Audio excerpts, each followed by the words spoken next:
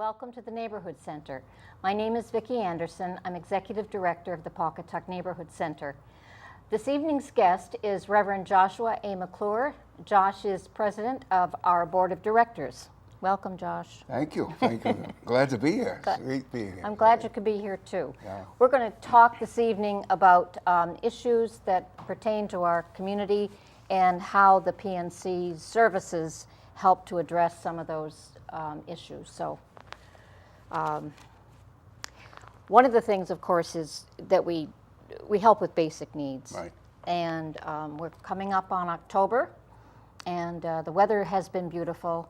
But behind the scenes, a lot of people are still struggling very hard to have enough food in their house for their families through the regular time of the year. Never mind the holidays when there's an extra celebration. But for many folks, the celebration is an extra burden to a larger meal to supply, and we're aware of that. We try and do something about that. Right. Well, you know, Vicky, one of the things that I think is important for us is that not only at this time of year you talk about food, but the fact of heating. Yes. Already, you know, the heat comes on, and already we start to think about how do we fill our tank with heat, with oil, and whether we're using gas. And I think it's another important piece of it. And of course, the thing that we're always confronted with, though, is food, fuel, heat for our homes, plus paying rent. Yes. Mortgages. Right. So, you know, it's really quite difficult for many families today. And in particular, you know, when you think about this whole, well, one of the things, of course, when you think about this whole idea of poverty, where we are as a nation, and here in you know, in our area, it's so important that we are always out in front. Not trying to catch up, but in front of it. We understand that they're even talking about maybe in a couple of years some more, you know, downturn of the economy and things like this. So we have to be in front of all this before it even happens. You know, that's all that really a concern. You know? Right. Yeah. You know. We in New England never really recovered, especially Connecticut and Rhode Island, from the 07-08 Great Recession, as it's called. But for many, many folks, it was equal to a depression. Right. And jobs left the state, or the type of jobs disappeared entirely, and many people didn't have another skill set in which to go out and apply for a job, so they've had to really rethink and come to terms with the fact, I need to learn how to do something else. And it hasn't been easy for the community at all. Right. And so what the PNC has done is we now have an employment specialist who's available 5 days a week and is making a lot of very good inroads with helping to put people back to work. Right. But the bills come due. Yeah, I think that's one of the real bright lights of PNC in the past. I'd say the past year and a half, almost 2 years, because when we look at the numbers of people who have gotten jobs, and the type of jobs, and of course, as you mentioned, it's not the same job that we had before, but jobs in which we could be fitted to and do those jobs.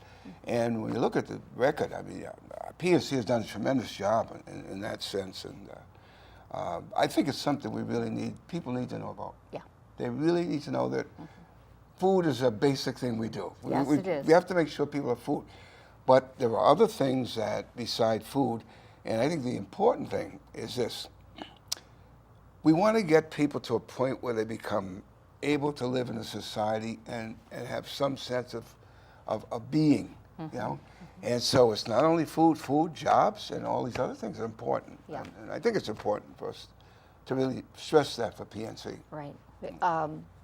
The idea that we could financially stabilize a family by providing food and some clothing in this particular time in history, we need to really concentrate on employment. Right. And on helping people the best that we can to come to terms with the fact that, yes, it has changed. You're not filling out a paper application. 9 times out of 10, you're not. You're filling out an application online. Online, yeah. And so that's kind of, technology has brought many wonderful things. And once people become accustomed to the fact that this is the way it is, you're applying for a job online. Yeah. Unfortunately, what happens is in some of our generations, like even, we're used to doing things not on the computer. We're used to going in the store and saying, I want a job. Right. All of a sudden now, what do? We have to be retrained. And these forms, like 15, 16, 17 pages on the computer. Now, that's a different thing. So we really, it's a matter of education. Yeah. To help people, and they're afraid. I know a lot of people won't even touch a computer. I've talked to people recently about it, and in 40, 50-year-olds, they won't touch a computer. They're not used to it. But the people who need jobs, a lot of them are in that age bracket. Yes, they are. That's the thing that's happening. Yep. We see an increase, and it could be because of the baby boomer bubble. It could be because of some other things, but we're seeing an increase in poverty and hunger and other needing basic needs among seniors. Now, the term senior, AARP will say it's 50 and older, 55 and older, it could be 60, 62, whatever, 50 on up, and in some place you're categorized as senior. Right. But we're seeing a lot more people who've done a job for many, many years and not needed to have the technical skills and being computer literate and taking courses along the way to keep your skills in that area sharp. Think of the shock of a 50, 55-year-old person who has worked many years, maybe 30 years. Right. And all of a sudden they're out of a job. Now, they're not too old to work, and they're not 25 any longer. They're in this middle age. What do you do? They have to work. They have to. Yeah, it's not a it's not a choice. It's such a dilemma for them, and I think we can really be a help if we let people know that they can come here, they can learn skills. Not only that, they can learn what they have to do to get a job, how to apply for jobs, and there are many jobs, but of course skills are changing, and we know that, and unfortunately that's the society we live in today. We have a job board that our employment specialist will print out from Indeed.com and a few other places, and put all the recent job openings within a 25-mile radius. Right. And recently there's been an increase in the number of job fairs, which is a good indicator that the economy, this time of the year, seasonally building up to the Christmas, and Halloween is a holiday that they need extra help at many stores for. But to become that cashier or that sales associate, you need to be able to have people skills, you need to be able to have computer skills, math ability, and it's a lot to expect when you're 55, 60, and you've been doing another type of job that didn't require maybe the focus being on you or interaction between you and another person. So it's a lot for people to have to adjust to. Right. Yeah. I wanted to just talk a little bit about this whole idea of where people are, and some of the numbers. I've looked at some numbers in terms of the whole idea of poverty, where people are in terms of, and they're staggering. I mean, we have here, it's just here, 46 million people are in poverty in this country. Could you believe that? No. That's a number which really floored me. And of that, though, 15 million kids. This is the part that really gets you. 15 million children are considered in poverty. It's heartbreaking when you think about it. And of course, that's naturally, but when we think about our area, the area that we serve, there are many that we haven't even been able to reach yet. And of course, one of the concerns you and I have talked about, how do we reach them? To reach more kids. and not only to reach more, but to serve families. And it also talks about 48 million Americans live in food insecure households, and 15 million children in food insecure households. So when they open that refrigerator or a cupboard, there's nothing there. Yeah, isn't that amazing? Or nothing that you could, that's a meal to eat. And over 5 million seniors over age 60. They're usually forgotten. Yeah. The seniors over age 60. Yeah. Food insecure households. You know, the problem is immense. But we've been blessed to be able to take care of these people in our area. Right. And that's the one thing that, you know, we can really say that we're thankful that we're able to help people to do that, you know. And with no judgment, you know, just people, we have needs and we service them. I mean, PNC has really done a marvelous job in terms of doing that. You know, over the years, 30 years. 30 years. 30 years we've done that. Amazing. We just celebrated 30 years. And 30 years of celebration is, there's many things to celebrate about that, but the fact that we're still needed in human services and needed more than ever, and that we're creating new programs like the job search assistance, we're able to do that. We don't get hung up on red tape. And you know, that's the wonderful thing about it. Every town needs a neighborhood center, I think, to address problems in a way that you can shift gears easily for what is happening. This week you've got a huge new problem. Next week, whatever it might be, and you can make your agency move. You know, it's not a stagnant thing at all. It can't be. It can't be if it's going to do its job. Right. Well, one thing that, you know, we know for sure is that the town or city or federal government is obligated to take care of their citizens. We know that. They are. I'm not saying they do, but they're obligated to do that. However, the one thing they cannot do is what PNC does, to really meet people one-on-one and sit down with them, find out what the real needs are, and be able to service those needs. So to me, that's the most important piece about it. And so that means that as you're saying, that each town should have absolutely, you're absolutely right. Because it's only the agency, the people who really care, who are living in that area, who are able to service them and meet them, families one-on-one. There's no way that the government can find some of the people living way out, you know, in distances and places where they can't easily get to food. They cannot, but we can. We can do that. That's important. That's really important to us. People come to our center, and we often will go visit as well. Right. But I'd like to see, you know, you have a wish list. I would like people to be able to see some of the things that I think I see more clearly. That there are people on your street, could be next door, could be that you're working with, who have a great need in their life, in different kinds of things, and food and clothing, and you may have somebody who's never going to a doctor's and they need to get there. You may be caring for your parents, your grandparents. We have transportation that can help with that within our service area. And we keep our service area at 3 towns. You know, we can do it, and so we do it. And but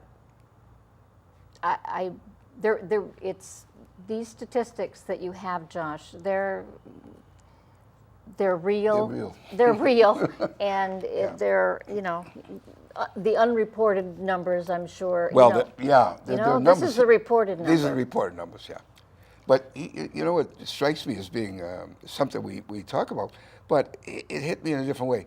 We talk about neighbor to neighbor, but isn't it important that, first of all, we become neighbors to each other? Yeah. More important, just to be a neighbor, number one. And by being a neighbor, we have opportunities by being a neighbor to someone to help someone. But a lot of people feel they're alone. They don't have anyone. Right. But just to say, well, I have a neighbor next door, and the fact that we can communicate with each other, we can find out ways to help or find out needs that they'd never tell anybody else. Yeah. They wouldn't even consider telling anyone else, except I have a neighbor who cares enough to, say hello or greet me or take a niece. And I think that's something that I never thought of it in that way before, but it strikes me that that's really important. Very important. It's not just a slogan, neighbor helping neighbor, is it? No. It's much more than that, isn't it? No. Yeah.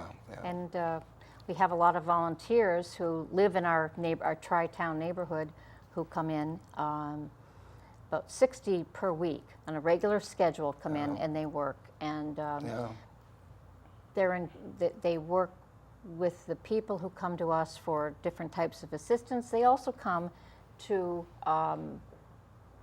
take part in our activities, our exercise and creative activities as well. And the lunches that are held, so that's another way we feed people, senior lunches and meals on wheels to people who are homebound, seniors who are homebound. But those volunteers are neighbors to one another, Right. and they keep in contact with one another. They know when one another doesn't feel well, but the close-knitness of our society, we're not as close-knit as we were once. Yeah. And that has made for isolation and loneliness of many people. Oh, yeah. Absolutely. Young families, that runs a gamut. Right. Yeah. And teenagers too will feel alone in the midst of a school. Yeah. And people will come in and talk to us, and sometimes people feel that their story is so unusual and so awful that they can't get the words out. They feel it won't be believed, Right. And the truth is that it can happen to anybody. Yeah. And life's different storms can happen to anybody. And that's why the PNC exists, is to help people through these various things that can happen in life. Yeah, I was just reading, they have a program in San Diego for the children, and they said 1 out of every 4 kids that go to school, go to school without food. Without food. Isn't it amazing? And And it makes me think of the backpack program that we have for these kids that all year long, during the summer and everything else, that they don't have to worry about having something to eat in their stomachs. And I wonder, do we realize the impact of what that means in a kid's life, in a child's life? That they're growing up with nutritious food, with something to eat, or if they grow up without it. Right. The difference it makes in their lives. I'm old enough to remember standing in bread lines. I didn't understand that at the time, but as I grew up, I understood what that meant in terms of our lives. And the one thing I think is important, PNC was important for me at the time, is that my parents never allowed us to think that we were deprived. Never. And I think it's important when people come to see us that they understand there's no judgment about it, because we've all been there, and we're just happy to have them here, and we want them to come to us so we can help. And I think it's terribly important, because if I think back on even my own life, that how important that was for my growing up, my coming to this point in my own life where I'd be able to appreciate these things. When that school bell rings in June, whatever date in June for the different schools, and school's out, that's a happy occasion for many, most. I don't know whether it's most anymore for the kids, but for the kids in the federal free and reduced lunch program, they knew there would be something to eat for breakfast and lunch. Right. Supper at home they weren't sure about, but then facing 2 months of a summer without access to food, it's not a happy thing. That school bell is not a happy sound, and they are struggling. Yeah. Candy bars and sodas or So the backpack program grew out of knowing that there is this need for supper, Right, yeah. and throughout the school year, and we got to summer, and people said, well, this program must be over because it's summer Right, now. yeah. No. The children need it more than ever in the summer because there's no, there are some feeding programs through the USDA at schools, and can the children get there, and do they have the transportation? There's not a bus maybe to take them there, but the parents can come and pick up the food at Right, the neighborhood center. yeah. So we're there for that, and yes, we're year round. That's so important. Yeah, as I was reading, there are programs. However, even again, something you have to sign up for these programs. You've got to go on the computer and put them in 15 pages to get. It shouldn't be that way. It should not be that way. And the child should not have to worry about having a meal. Right. Can you imagine your child, my kids are going to worry about having a meal? They shouldn't have to worry about it. No. And on the other side, you have parents who are so concerned because they're working and they just can't afford all this. Right. And that's the situation we're living in. And so we have to do everything we can to ensure that there's never going to be a gap. Right.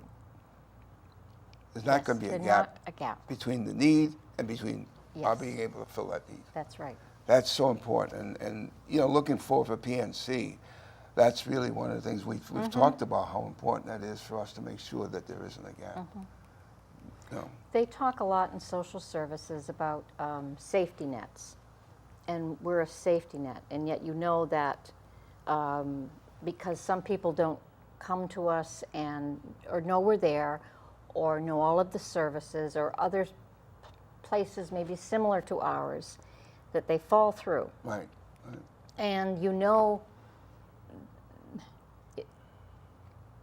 that I don't know how many there are. The people that we reach is wonderful, and it's in the thousands during the course of a year, but it goes beyond, that number is beyond that. Yeah. It's beyond that.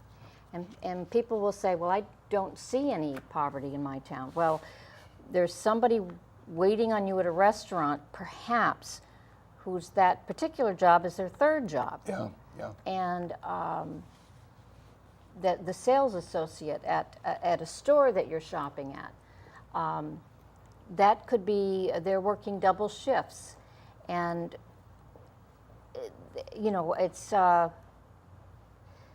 hard to make enough money to pay the rent. Rents now are very high, Oh, yeah.